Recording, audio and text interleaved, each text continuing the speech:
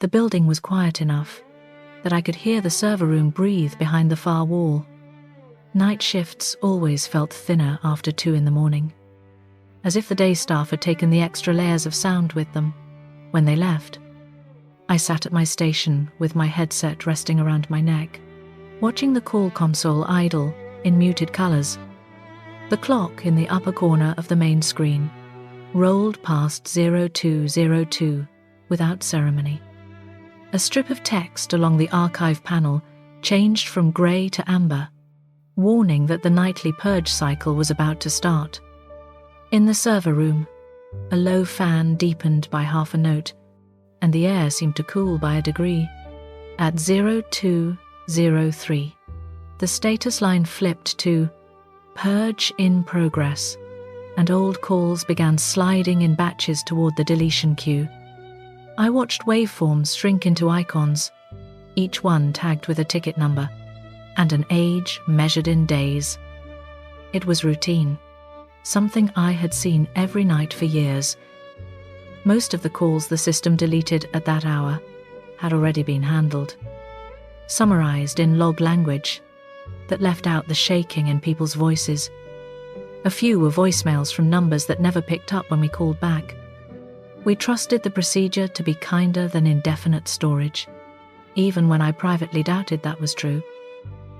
At 0204, a new tile blinked into the queue, where there should not have been anything fresh. The icon sat there for a moment, untagged, labeled only as incoming recording as the purge rule counted down around it. Then the name field resolved. I saw Daniel C. appear, where I had expected some stranger I would forget by next week. For a second, I thought the system had hiccuped and pulled up an old file by mistake. When I opened the ticket, the timestamp matched the minute I was sitting in, not some archived year. The waveform showed 58 seconds of audio, exactly long enough for our voicemail system to cut in and take over. I clicked play and slipped the headset on before the first breath reached the speakers. His voice came through thinner than I remembered, trimmed down to the bare minimum he needed to carry the words. He did not waste time on greetings. He moved straight into the space where our history wired itself to the present. He said he knew the line might not ring through to a live worker at that hour, and that was all right. He said there were people who had lived because I had stayed on the call with him years ago, people he had pulled back later, when it was his turn. His cadence was tight, as if he was fitting heavy objects into a narrow hallway. He mentioned them without explanation. The way people do when they assume context is obvious. He said they were closer than he had expected, and he did not think he would have the space to call again. He paused once, like he was turning to check something off the edge of the phone. Then he said Layla's name, careful and steady, as if he were laying it down somewhere safe. He said she might call if things went badly, and asked me not to treat her like a stranger from the waiting room. He added that there were others, the people he had walked back from railings and bathroom floors, and that they might start surfacing if he dropped out of their sky. The message clipped out mid-sentence when the system reached its time limit. The console chimed softly, then folded the file into the queue like any other piece of audio waste. A small notice appeared next to it, auto-delete by dawn, unless marked for legal hold. For a moment, I just stared at the line of text without moving the mouse. There was a number I could use to call him back, but it went straight to a mailbox already full. The system offered me a neat list of options, all of them pretending this was simply another recording to process. I remembered the night he had kept me on the phone, steady as a hand on the back of my neck, while I sat on a bathroom floor with the lights off. The way he had kept my breathing slow by syncing his own, turning my focus away from the pills in my palm and toward the color of the tiles. I had walked away from that night, with an unpayable balance written into the quiet part of my ledger. The purge clock counted down in the corner, a smooth bar of color erasing seconds I could not get back. I could let the message vanish and tell myself that whatever happened next was outside the frame of my job. Or I could pin it in place, knowing that would make me something more than a worker following procedure. My cursor hovered over the options until my fingers stopped pretending there was a real choice. I selected the flag that would take the message out of the deletion stream and park it in the system under legal hold.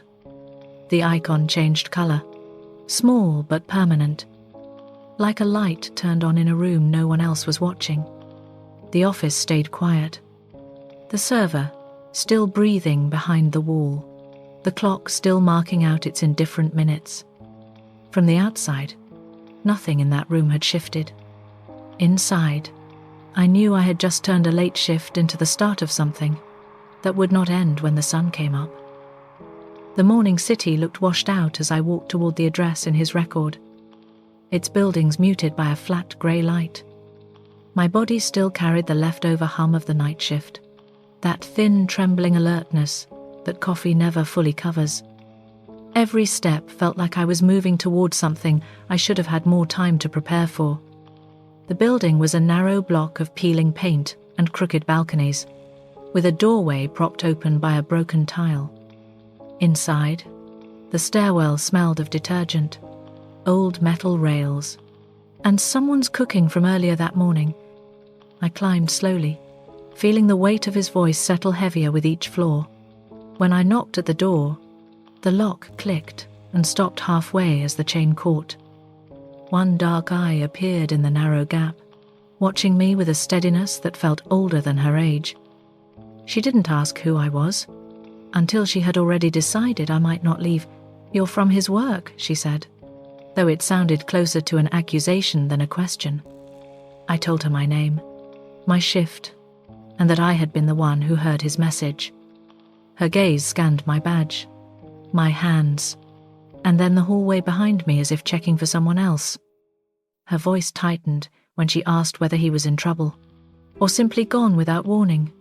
I told her only what I actually knew, because anything larger would have been a lie she'd hear instantly.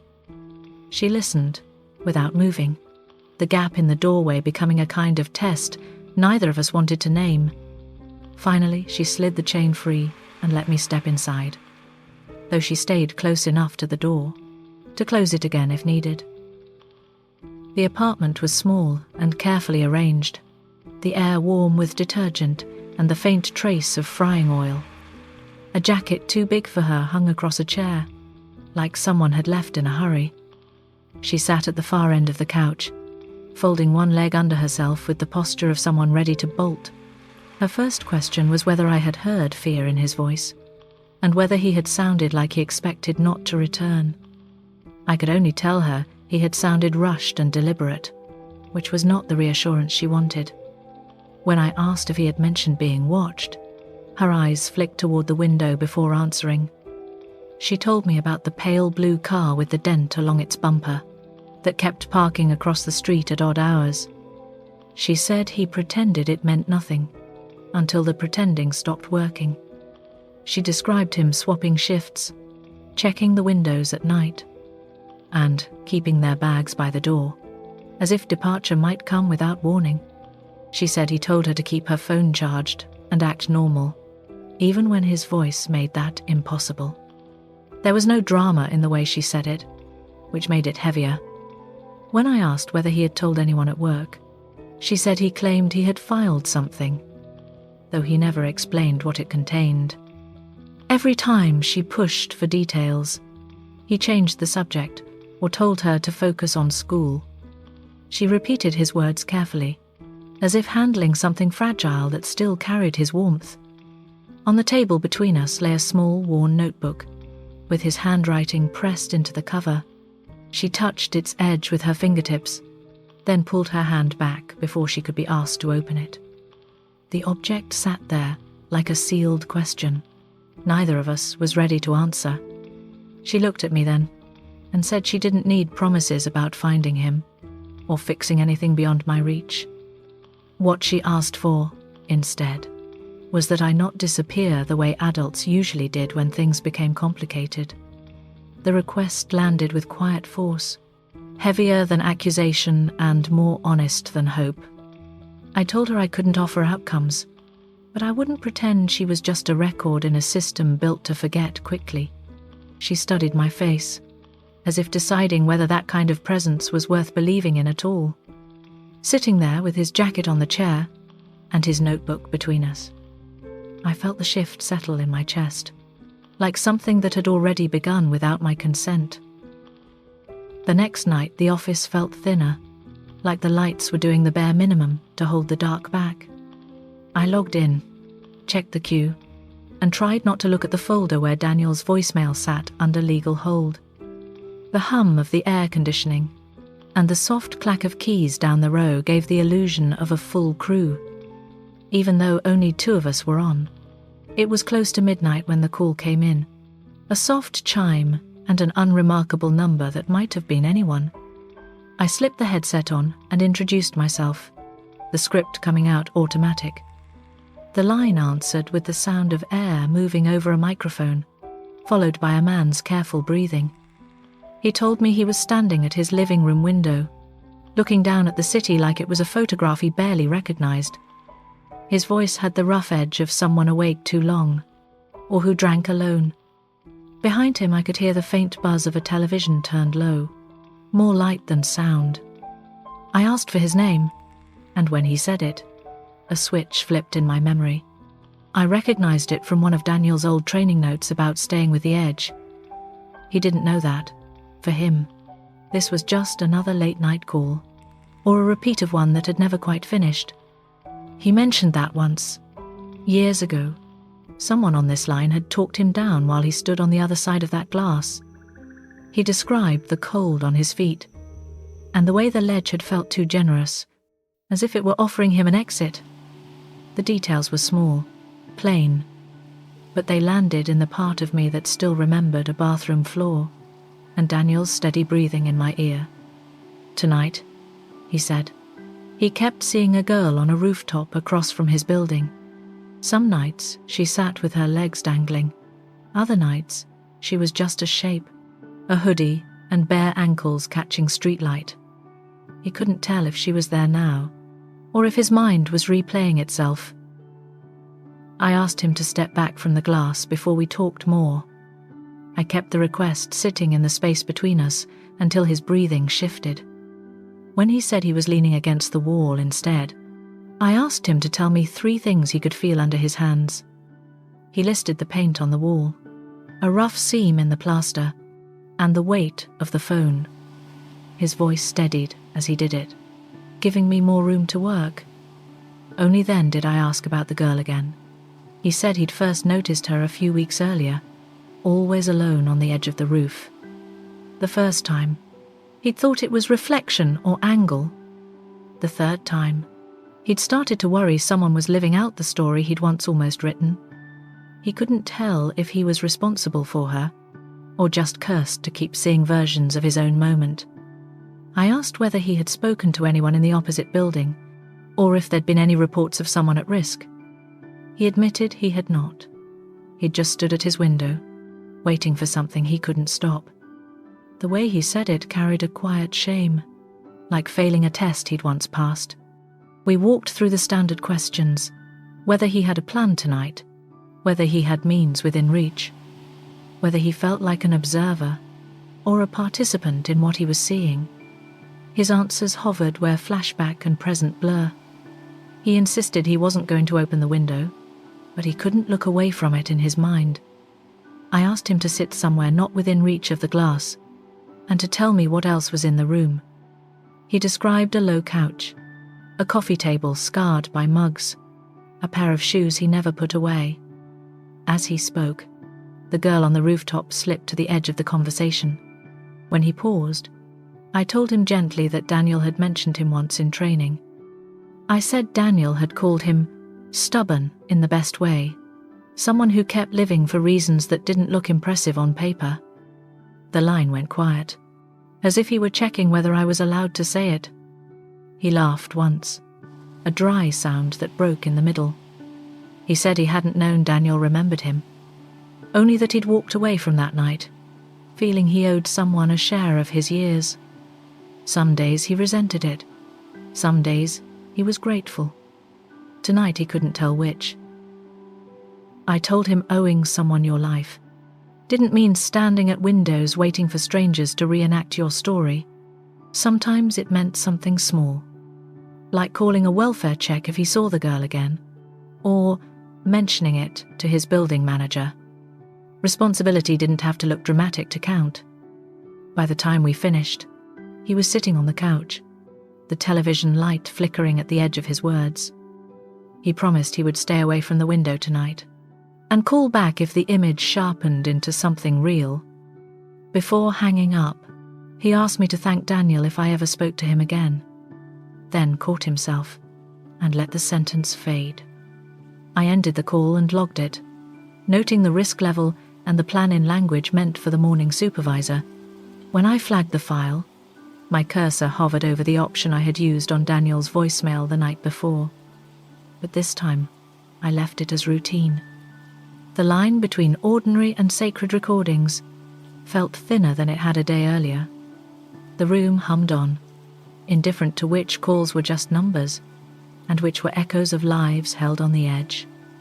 As I watched the queue roll forward, I understood with an uncomfortable clarity that Daniel hadn't only stepped out of my life, he had stepped out of an entire network of people, still trying to live up to the moment he had stayed.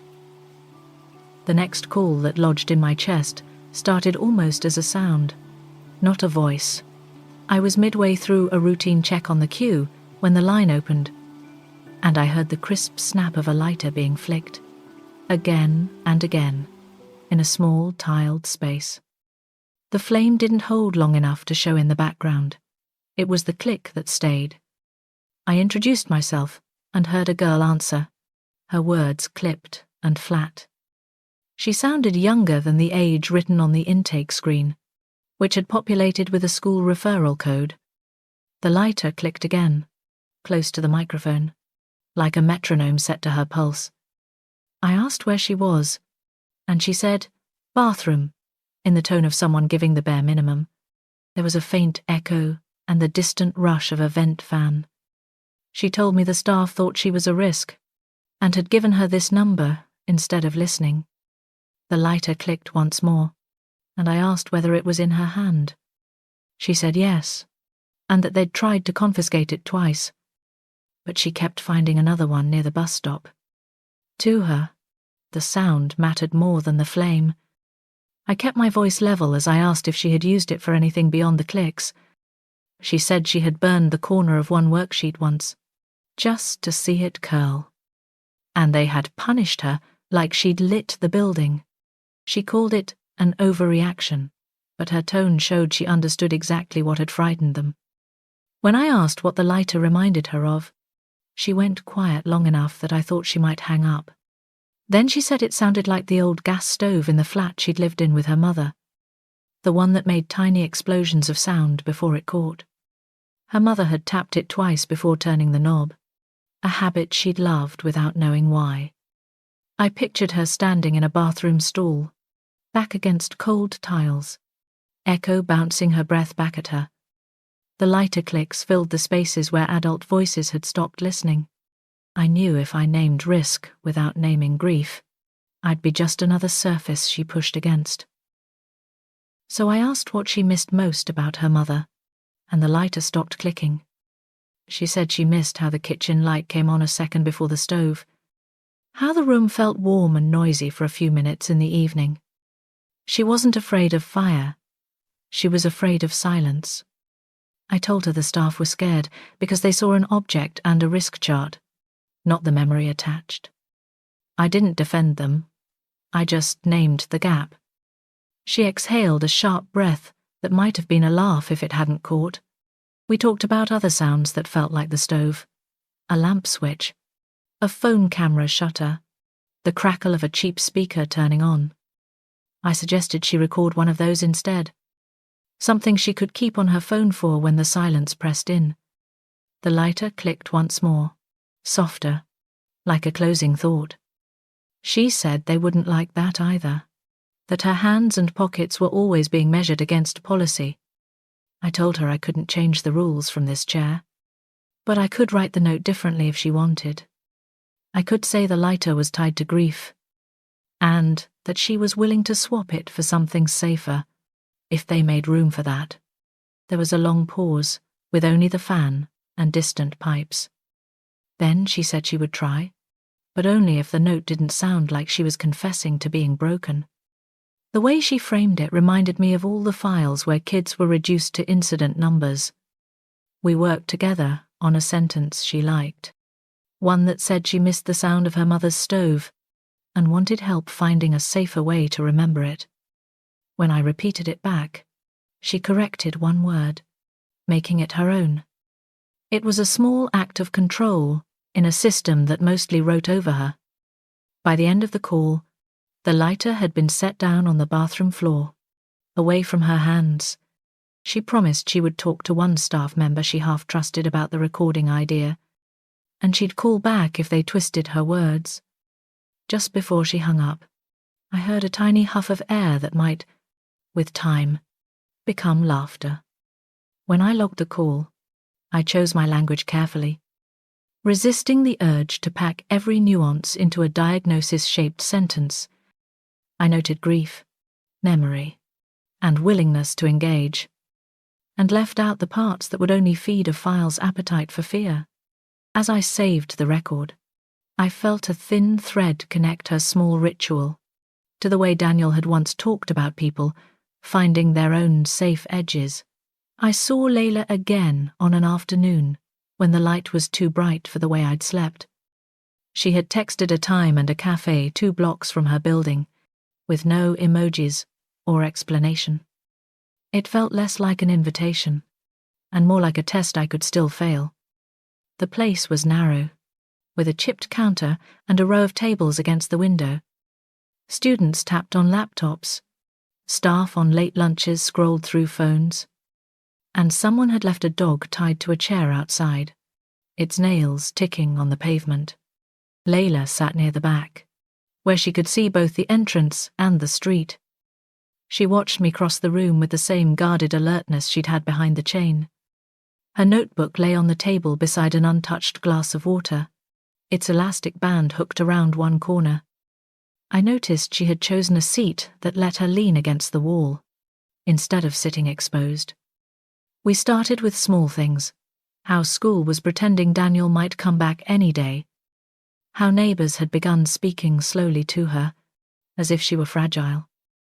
She mentioned an aunt who called twice a month from a city, full of instructions but not offers. I let her talk around him before I steered us closer. When I asked about the weeks before he disappeared, she traced a circle on the condensation ring her glass had left. She said there had been a man, someone who came to the flat once and met Daniel downstairs. She never got a name. She only saw the back of his jacket as he left. She told me the argument had been quiet but intense, in low bursts that didn't carry up the stairwell. What she remembered were Daniel's shoulders when he came back inside, tight in a way that made the air feel thinner. He'd checked the windows twice that night, then joked badly about needing new curtains. After that visit, she said, he started changing shifts without warning, picking up late hours and trading days with people she'd never met. His sleep shrank to narrow blocks, and he kept a bag half-packed near the front door. She tried to treat it like a phase, until it stopped feeling temporary. I asked whether he had ever told her what the argument was about, and she shook her head. The closest he came was saying he needed to fix things that didn't belong on her shoulders. Every time she pressed, he smiled in a way that looked more like apology than reassurance, and changed the subject to homework. The notebook between us seemed to grow heavier as she spoke. I asked, gently, whether any of his schedule changes or notes about that period were written down inside it. She hesitated, thumb on the elastic, then pulled her hand back as if it had brushed something hot. She said she had flipped through it once in the week after he vanished. but the pages had felt like walking into a room without permission. There were dates, times, and shorthand comments she didn't understand, plus names that weren't hers. She had closed it after 2 minutes and put it back where he'd left it. I told her I wasn't there to confiscate it or turn it into evidence, only to see whether anything might help keep her safe. The word safe landed differently than solve or find, and I watched her weigh that. Safety was something she could imagine losing. Closure was too abstract to trade. After a pause, she slid the notebook a few centimeters across the table, not quite far enough for me to touch. She opened it herself instead, flipping to a page near the middle where he had written dates and shift codes in his tight handwriting. One entry, 3 days before he disappeared, had a time circled and the word meeting underlined twice. Next to it was a note. Not alone this time. She tapped the words with her fingernail, but didn't look up. The repetition of the underline didn't fit with the calm brother she knew.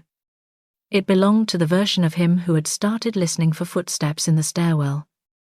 I asked whether she recognized any of the other names on the page, and she pointed to one she thought might be a caller he'd mentioned once, someone he'd been proud of for choosing to stay. The others were strangers to her, more evidence of a network he had kept mostly in his own head. She closed the notebook halfway, creating a tunnel of paper on the table. Then she told me quietly that she didn't want people like the man in the jacket showing up at her door, asking questions he hadn't prepared her for. If I was going to keep digging, she said, I needed to remember she was the one left behind to handle whatever surfaced. I said I couldn't promise that looking into any of this would be painless, but I could promise not to treat her like a footnote in his story. Any step I took, I would take knowing she was the one who had to live with the ripples. It wasn't a heroic vow. It was a boundary drawn in words so neither of us could pretend later. When we stood to leave, she didn't hand me the notebook. Instead, she tore out a page and folded it once before, pushing it into my hand. The page held the dates surrounding the underlined meeting, and one phone number I didn't recognize, written in the margin like an afterthought. Outside, the dog was tied to the chair, watching people pass. Layla nodded toward the street and said she'd text me if anything felt off near the building, then walked away without waiting for me to agree.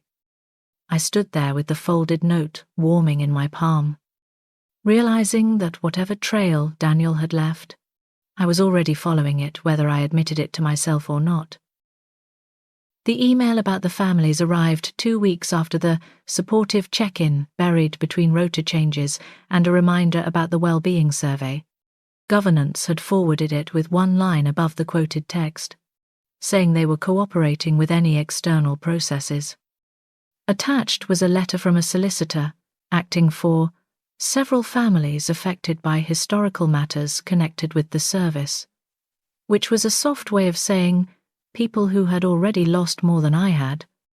My name appeared in the 3rd paragraph, midway through a sentence about staff members who may hold relevant information about archived contacts and preservation decisions.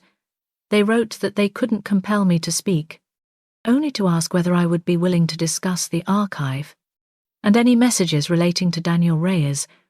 We understand, the letter said, that coming forward can feel risky, especially where employment and personal history intersect. And we will try to minimize any inappropriate pressure. It was the first time anyone connected my job and my past in writing. I read it at my kitchen table with the laptop pushed up against Layla's notebook. She had let me borrow it on the condition that I didn't read past the pages she'd bent the corners of. Dates, shift changes, notes about the car she kept seeing under the window, a short list of names Daniel had asked her to remember, in case anything happened. The company couldn't see my hands shake over the reply button. They would only see whether I had responded yes, no, or not at all, and maybe add a line to a risk log. I thought about Daniel's voice on the voicemail, caught between asking for help and trying not to make trouble. I thought about Layla, fingers resting on the edge of her notebook. Asking if people like us ever got to have clean records. In the end, I wrote that I was willing to speak, provided they understood I was still employed and could not share details that would identify live callers. I kept it to a few sentences. Nothing you could mistake for a manifesto in a disclosure bundle. When I pressed send, it didn't feel like crossing a line. It felt like admitting I'd already stepped over it. The night I chose legal hold instead of purge. The solicitor suggested we meet off-site, somewhere neutral. We settled on a small room above a community advice centre, where notices about debt clinics curled on pinboards, and the carpet grew thin near the stairs. The receptionist buzzed me through without asking who I was, as if people with complicated reasons to be there were routine. The family's representative was a woman in her 50s, with dark circles under her eyes and a notebook already open on the table. She didn't start by thanking me for my courage or for doing the right thing. She started with who she worked for, how long they had been trying to get information, and how much of what they'd received so far had been blacked out. When she used the word families, it didn't sound like a category. It sounded like people sitting at kitchen tables, waiting. We went through the mechanics first. I described the purge cycles, the way recordings dropped into queues marked for deletion, the fact that ordinary staff could only preserve them with a legal hold flag. I stayed on facts, the way I would when explaining a safety plan. When she asked about Daniel's voicemail, she didn't ask me to repeat his words. She asked why I'd decided it couldn't be treated like the others. I told her about the tightness in his voice, the way he spoke about Layla without turning her into a case note. The phrase, people I pulled back, said like he was reading from a ledger only he could see. I told her he sounded like a man who knew how systems wrote endings and didn't trust the one waiting for him. I didn't guess out loud who they were or what he thought was moving backwards through his cases. I said only that it was the first time I'd heard him sound afraid. She listened more than she wrote, her pen moving in short bursts rather than a running transcript. We may never get a clean chronology, she said, but we can show what was said, when it was preserved, and how the organization chose to respond. That matters for the people left behind. It was the same logic I used with callers who wanted guarantees. Sometimes the only honest offer was a clear record. When she asked about the internal response, I described the auto-acknowledgement from governance and the supportive check-in. I repeated the phrases about my well-being, the reminders to avoid speculation.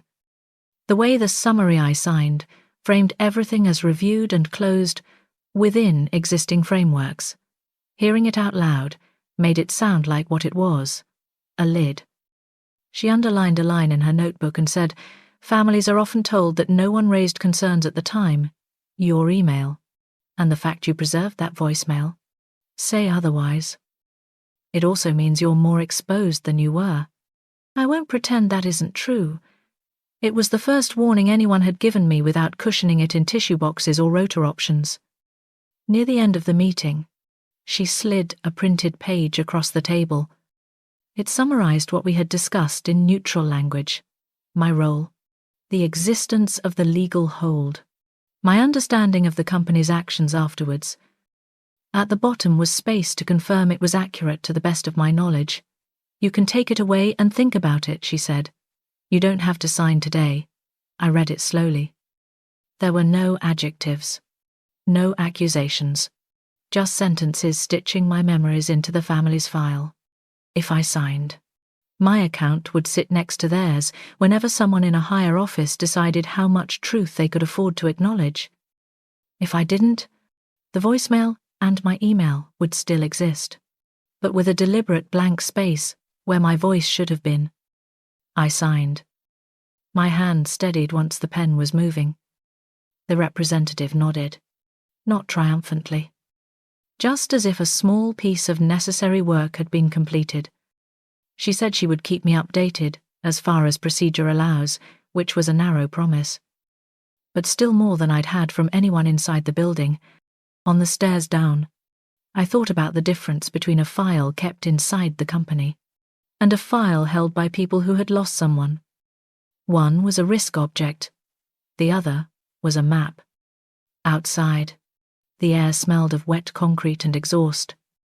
My phone buzzed in my pocket with rota reminders and a fresh link to the well-being survey. For a moment I stood on the pavement with my phone in one hand and Layla's borrowed notebook in the other. Halfway between the company's inbox and the family's archive, there was no version of me that went back to being a quiet name on the night rota after this. Whatever the investigation found, or failed to find, my name now lived in a place the purge cycles couldn't reach. I kept the solicitor's email open on my phone for half an hour before I replied. The subject line referred to historical matters involving the service, phrasing that said everything and nothing. They asked if I might speak about archive contacts and any preservation decisions involving Daniel Reyes. They didn't say whistleblower, but the outline of the word sat behind every sentence. I typed that I could speak in a limited capacity, provided my current callers were protected. The message felt small, but sending it moved something inside me that had been stuck since the night of the voicemail. We agreed to meet in a neutral space above a community advice centre, 2 bus rides from the office. The building was quiet, in a way workplaces never are. Scuffed walls, old chairs stacked in the hallway, a window propped open with a binder someone no longer needed. A thin smell of dust and photocopier ink hung in the stairwell. It felt like the kind of place people went when official channels had already failed them. The family's representative was a middle-aged woman with a calm face and an unlined notebook open in front of her. She didn't soften anything with talk of courage or doing the right thing. She thanked me for coming and explained who she represented: families who had lost someone, families who believed parts of their loved ones' stories never made it into the files. She said my name had surfaced when they reviewed routing logs and preservation flags. "You're one of the few people who left a mark we can still follow," she said. Not accusing, just stating fact. We went slowly, starting from procedure. I described the purge cycles at the hotline, how older recordings slid toward deletion unless a legal hold flag stopped them. She asked how common it was to use the flag. I told her it depended on the worker. Some never touched it. Others used it sparingly, almost guiltily, when something didn't feel right. She wrote down the word discretion, then circled it. When she asked about Daniel's voicemail, I kept to what I knew. The message had landed during the 0203 purge. His voice was rushed, tight at the edges, mentioning Layla and something about people he had pulled back from their own ledgers. He said they, in a way that didn't sound metaphorical, but like someone tracing a pattern he didn't want to name. I told her it was the first time I had heard fear in his voice. She didn't push for theories.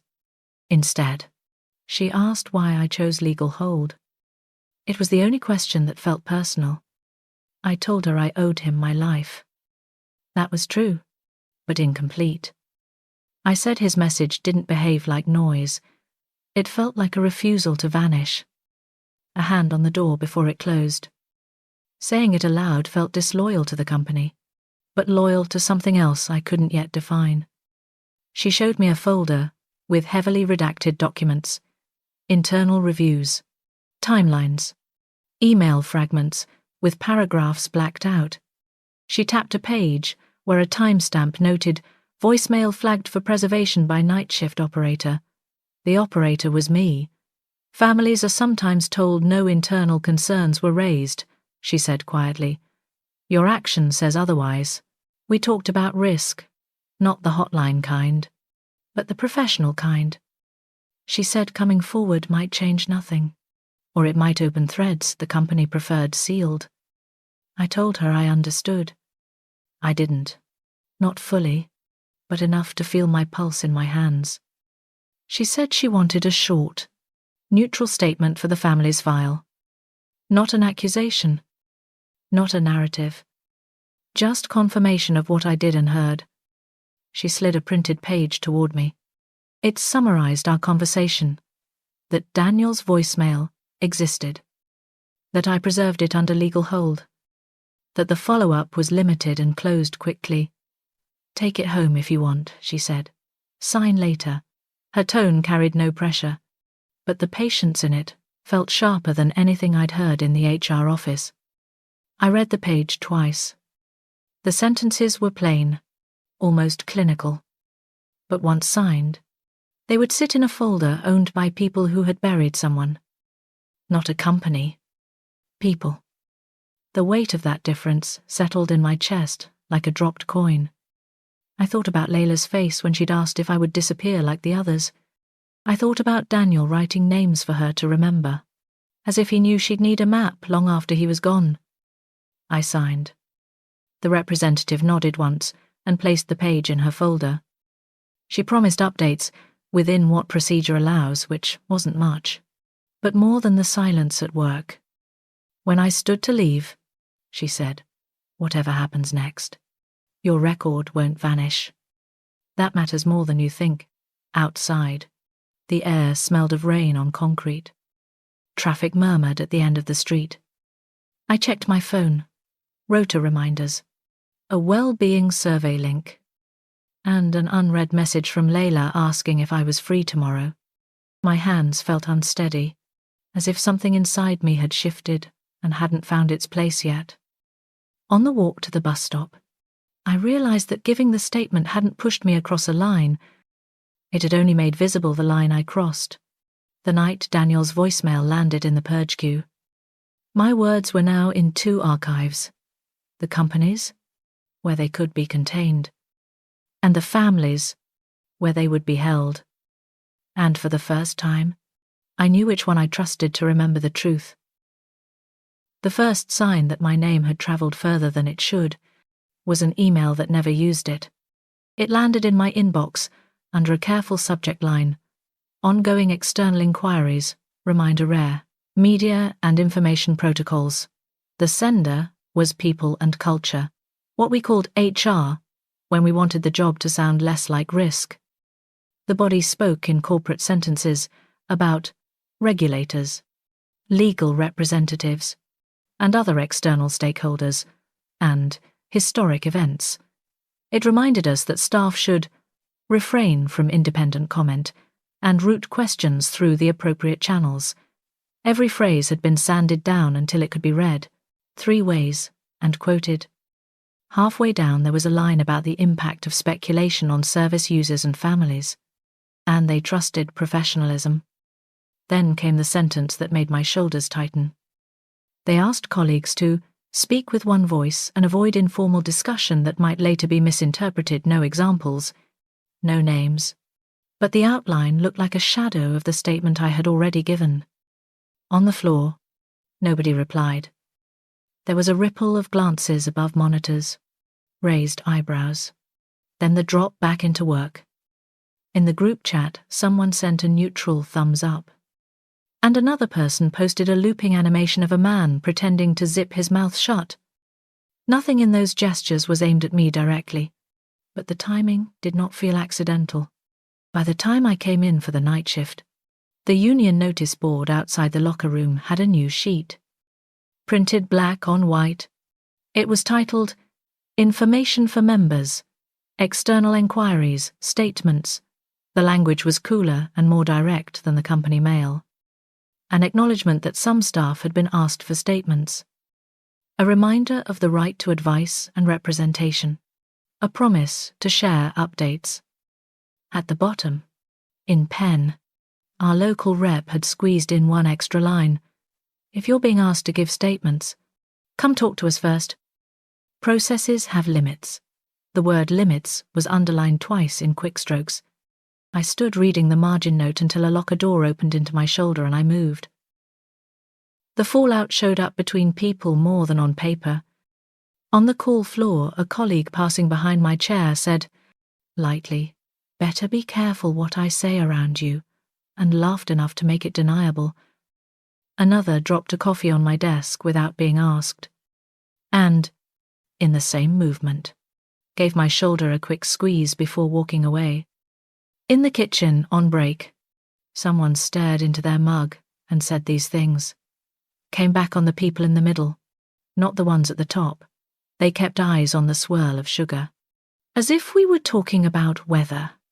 None of us used Daniel's name, or mine. But the silence around them sat at the table with us. The invitation to a welfare check-in came through my manager, who looked like they would rather be anywhere else. They said the organization wanted to make sure staff, more closely involved in historic matters, were coping well. And would I mind meeting with someone from People and Culture? The words were soft, but the script in their hand was stiff. The meeting room had a glass panel facing the corridor, the architecture of transparency, pretending to guarantee safety. The woman from HR smiled as if we had already agreed on something, and wrote my answers down in a narrow notebook. She asked about my sleep, my stress, whether I felt supported, and whether I understood keeping concerns within appropriate internal pathways. She never told me I must not talk to anyone outside. She did circle back, 3 times. That informal or off-the-record conversations could distort context and add to families' distress. Each time, she framed the warning as protection for callers and relatives. But the organization's outline was visible behind the words, like text bleeding through thin paper. When I got home after that shift and opened my personal inbox, there was an email from the solicitor's office. It was short, tired in tone, even through the formal phrasing, acknowledgement of my statement. Thanks. A note that they might need to speak again as things moved on. No promises, no schedule, just a recognition that my account now lived alongside others in whatever file they were building. For a moment it felt like stepping between 2 climates. Inside the company, the air was about tone, unity, and channels. Outside, it was about assembling fragments into something that might pass for truth, even if nobody liked what it showed. My name sat in both atmospheres now, carrying slightly different meanings each time it appeared. None of it looked like a big moment I could point back to. It was a series of small seams opening along the day. Notices on a board, new phrases in emails, a joke that wasn't entirely a joke, a meeting with too much concern in its vocabulary. The work stayed the same, but the position I occupied inside it had shifted a few degrees. By the end of the week, I understood that, whether or not anyone said it aloud, I had become the hotline worker who talked in people's private maps. For some, that made me brave. For others, naive, a problem waiting to happen. I still answered calls, flagged risk, watched the Purge timer crawl across the screen. But underneath each task lived the knowledge that once, at 2 a.m, I had refused to let a single recording disappear. And the system had noticed and started to rearrange itself around that refusal. The company's offer arrived first, addressed to me but written as if it could have gone to anyone. It came as a carefully composed email followed by a printed copy in my pigeonhole, the duplication making it feel heavier than its pages. The subject line promised supportive adjustments and future-fit options, the kind of phrase that tried not to look like an exit. They proposed a review of my rota, a move off permanent nights into a projects role away from the liveline. There was mention of secondment to training, where your experience could be of real value, or a conversation about early retirement packages, should you feel that frontline work is no longer a fit for your well-being. Every suggestion was wrapped in concern, each sentence padded with the language of care. What sat between the lines was simpler. There were ways to ease me out of the part of the building where difficult questions arrived. It was hard not to imagine my name on a list somewhere, next to a column labelled Risk Managed, with a tick waiting to be added. I let the letter sit on my kitchen table while I made tea, the paper absorbing the steam. 2 days later, An email from the solicitor's office followed, plainer and shorter. They thanked me for the statement I had given, and explained they were moving into a stage where more detailed accounts might be requested. They asked whether I would be willing, if necessary, to clarify parts of my earlier testimony and to remain reachable over the coming months. They did not offer guarantees.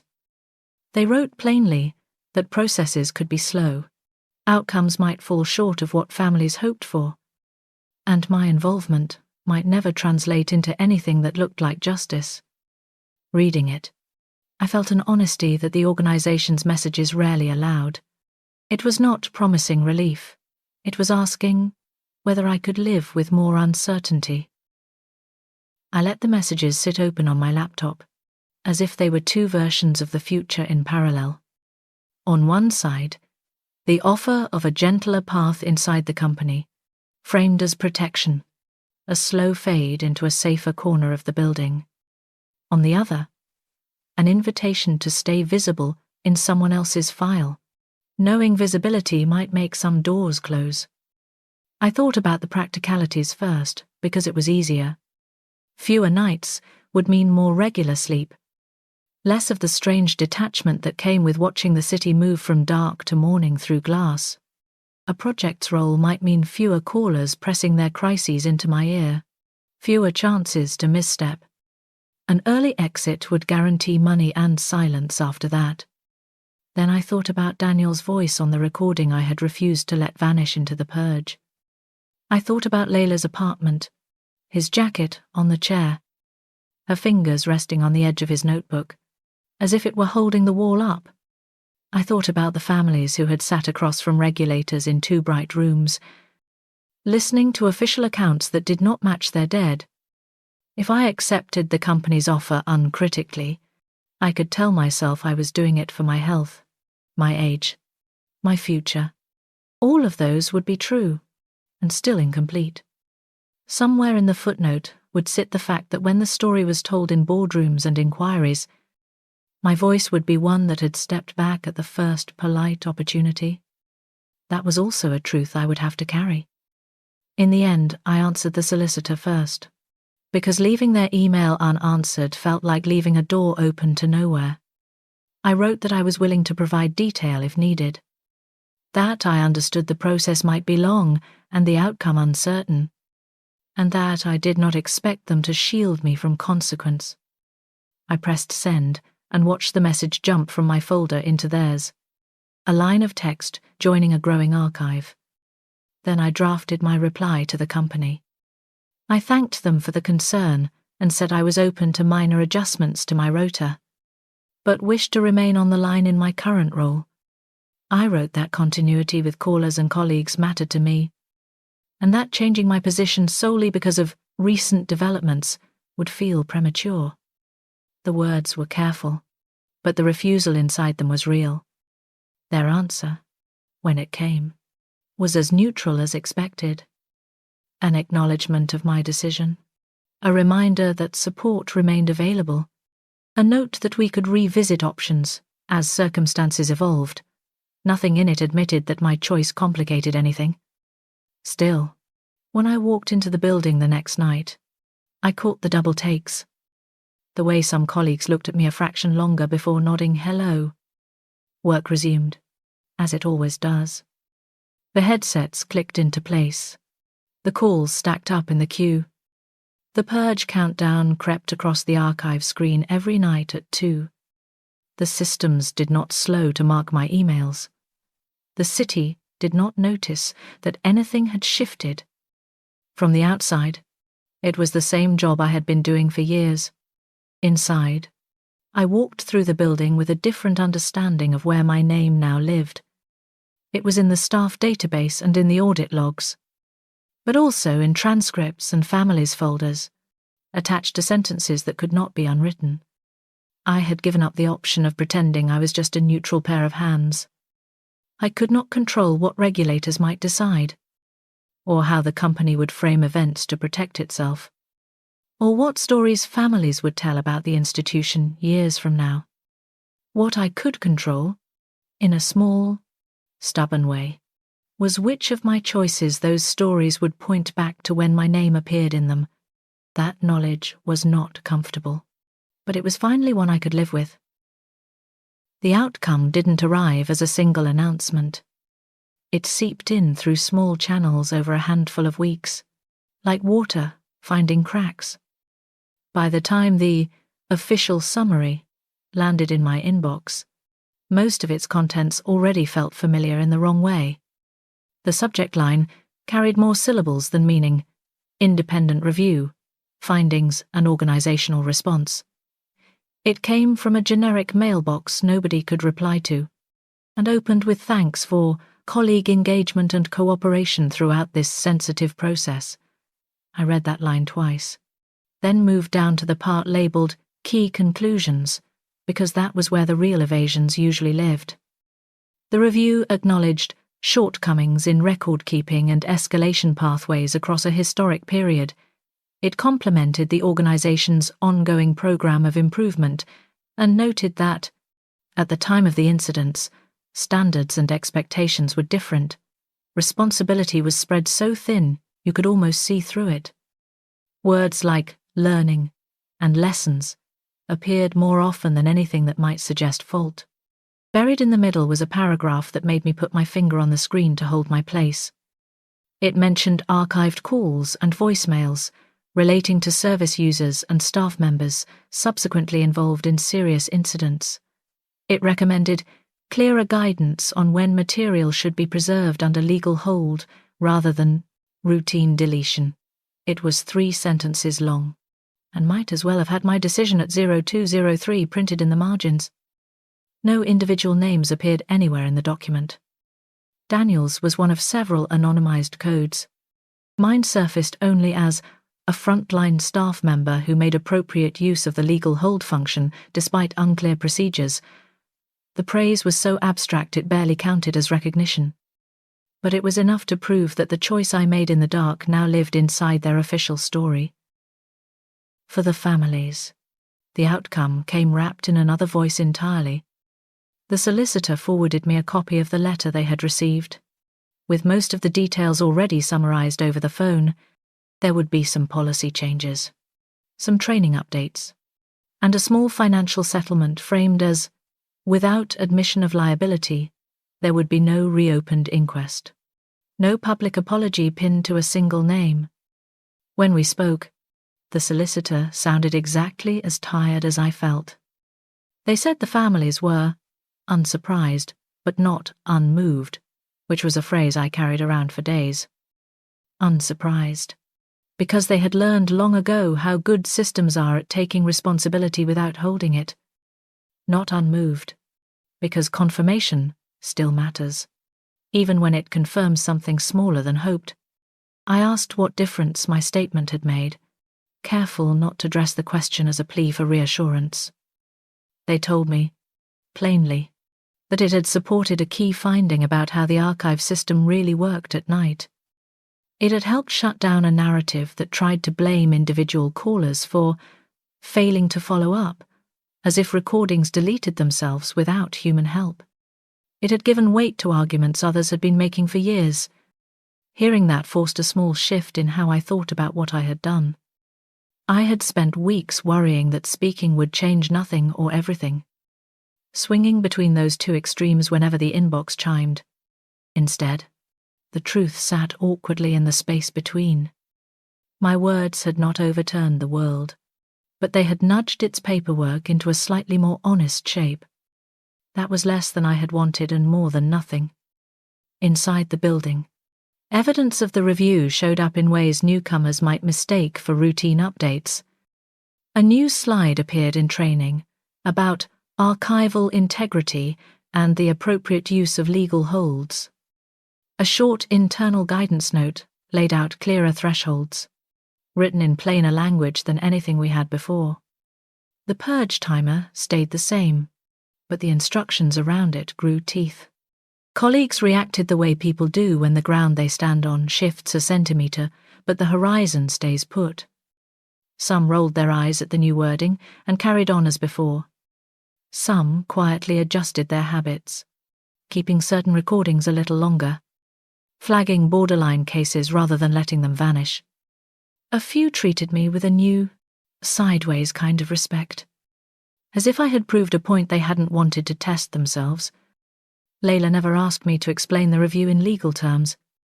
When we met for coffee in a small place between our parts of the city, she wanted to know only whether anyone had finally written down that her brother had been right to be afraid. I told her there was a paragraph that did not name him, but could not exist without him. She sat with that for a long time, stirring sugar into a drink she barely touched. Later, walking back toward the bus stop, I realized that the question occupying me had changed. It was no longer, "Will this do anything?" or "Will this ruin me?" It had become, "Can I live with this particular mixture of change and compromise?" The answer was not simple. But for the first time since I hit the legal hold button, it felt like something I could examine without flinching. By the time a full year had passed, the review had become one more reference point in induction packs and staff briefings. New hires heard about historic cases in a neutral tone, the way you might discuss a weather event that happened elsewhere. They learned about legal holds and archival duty from bullet points that did not mention nights like the one that changed my life. I was still on the line, though my rota had softened slightly around the edges. A compromise arrangement let me work fewer consecutive nights, with occasional stretches on daytime callbacks and training support. Officially, it was about sustainability and retaining experienced staff, phrases that made the adjustment sound more generous than precarious. In one of the updated training sessions, my own story appeared without introduction. The slide showed an anonymized call flow diagram titled Case Example, Archive Decision Point. A voiceover clip described a worker who chose to flag a voicemail under legal hold rather than let it purge, despite ambiguous guidance. The details were close enough to be obvious if you had lived them. The first time I delivered that session, I felt a strange double presence at the front of the room. I stood there with the clicker in my hand, talking through the scenario in the calm, didactic tone the script required. At the same time, a part of me was back at the console, watching the timer crawl toward deletion, hearing Daniel's voice in my headset as if it were live. After the slide, there was always a pause where trainees could ask questions. Most wanted to know practical things about risk thresholds and documentation. A few asked how often situations like that really happened, and whether the company backed staff who made cautious decisions. I answered honestly, in the narrow way that stays true without pretending the system is kinder than it is. Outside the classroom, traces of what we had done and said showed up in quieter places. The union kept a short case summary in their materials, nameless but accurate about how management had handled the process. In the staff kitchen, every so often, someone would bring up that review when new guidance landed, using it as a yardstick for how much had or hadn't changed. Memory lived there in throwaway comments more than in official files.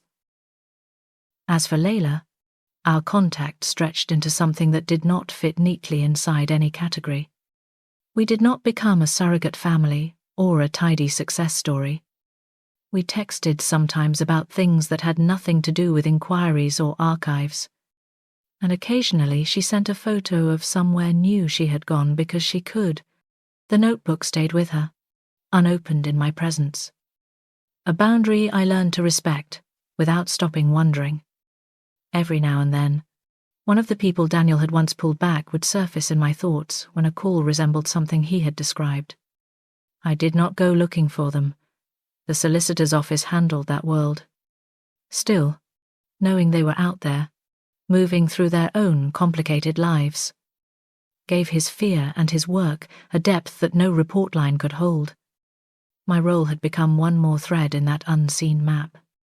There were days when I wondered about the version of my life where I had let the purge run unchallenged, and taken the company's quiet offer to step aside.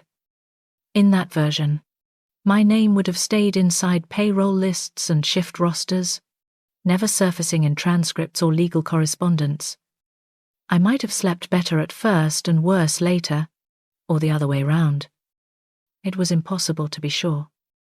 In this version, my name sat in more places than I had ever expected when I first put on a headset.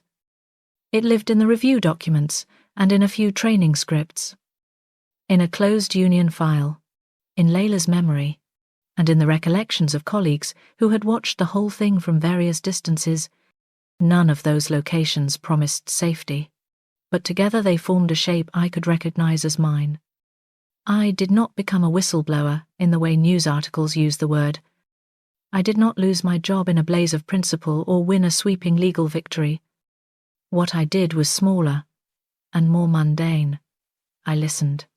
I refused to let one recording disappear, and I followed the consequences far enough that they left a mark on something larger than me.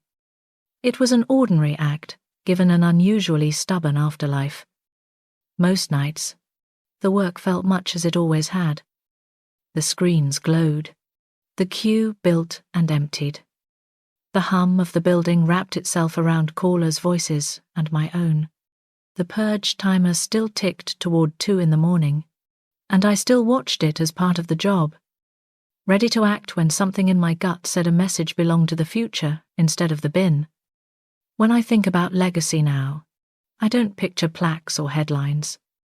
I picture those timers and the quiet hands that hover over them, weighing risk and responsibility in a language nobody outside our rooms will ever hear. As long as some of us keep choosing to press the button that saves instead of the one that empties, even when nobody is watching. That is the piece of the story I agreed to carry.